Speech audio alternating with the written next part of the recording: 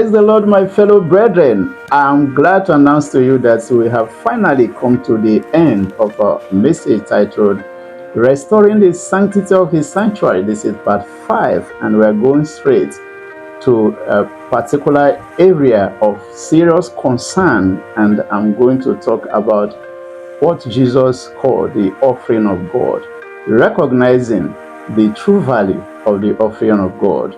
Praise the Lord. Yes, remember that in part 1 of this message, I complained about how some brethren, maybe ignorantly, when they want to drop the offering in the offering box, they will squeeze the money. I hope that these brethren, they must have been corrected after watching that video. Praise the Lord. Now, what exactly is the offering of God? Let us go to Luke chapter 21 from verse 1 to 4. Jesus was right there when they were dropping or casting their offering in the offering box in the sanctuary of God, and Jesus was observing, seeing the rich men dropping fat offering as usual. And then there came a widow with 2 mites, and Jesus said, "This very widow has given the highest offering." And everybody must be shocked, because Jesus was looking at the purse of that woman. He was looking at the amount given to that woman from God, when he compared it with the rich ones that were bringing very small percentage. So Jesus said that woman gave everything she had. That is the true value of the offering of God. But what do we have today? Oh, that is the reality. The reality is that our mind is always focused on how much did we collect at the end of the service. It ought not to be. Let us emulate our Lord Jesus Christ. Because if the ministers are observant like him, they will be able to correct squeezing of the money. Though some churches are smarter, they have developed an idea of envelope. That is very good. But some other churches have not started doing that. They would have been able to correct those people that are squeezing their money, because they will never do it outside the church. So why do they give squeezed money to God? Yes. Now, another thing, they would have observed the faces and the countenance of those that are dropping offering. They would have been able to discover as many widows as possible that needed to be helped at the end of the day.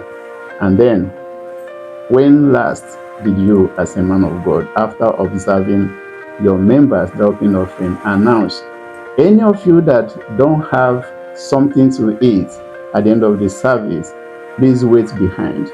That is a very important announcement that's supposed to happen every time that the children of God meets in the sanctuary of God, because it will help you to be able to make best use of the offering according to the purpose for which it is collected. So now we move quickly to what is the purpose? The purpose of the offering we collect in the sanctuary of God. Everything is right there in the scriptures.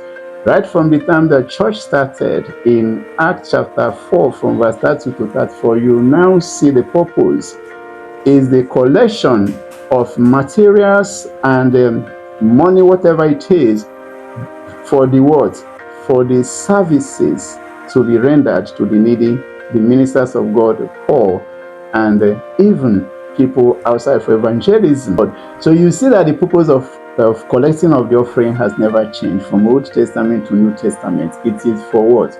To take care of the ministers, especially those who are not working, who don't have enough time or to go out and fend for themselves.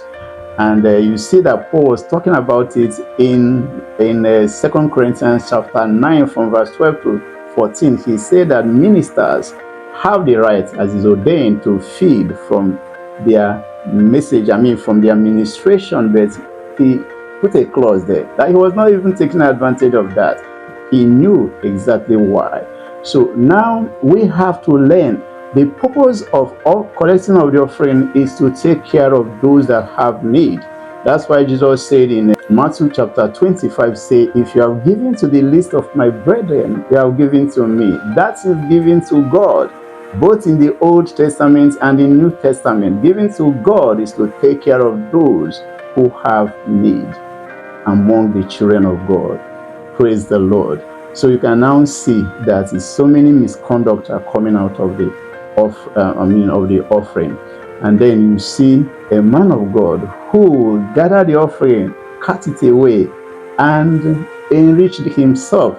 And he will come pompously telling the whole world how wealthy he has become from the offering of God that's supposed to be for everybody that has need among the children of God. You see them boasting, you see them buying all manner of things, buying property, buying, some have gone to the extent of buying church at the expense of the children of God, for which the offering was actually collected in the first place.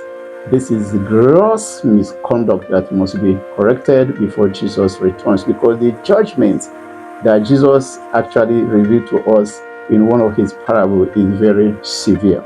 So I now want to let you know, why is it that people who do all these things, this gross misconduct, that they don't drop dead in the New Testament? It is all about grace.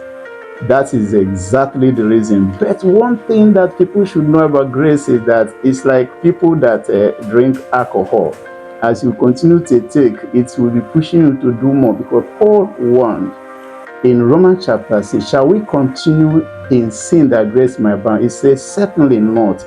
And in book of Hebrews, the scripture warned that if we willfully sin after we have known have the knowledge of Christ, there is no more sacrifice for sin, but a fearful waiting for the judgments of God. So we have to be careful when grace is in operation, because judgment will start in the house of God.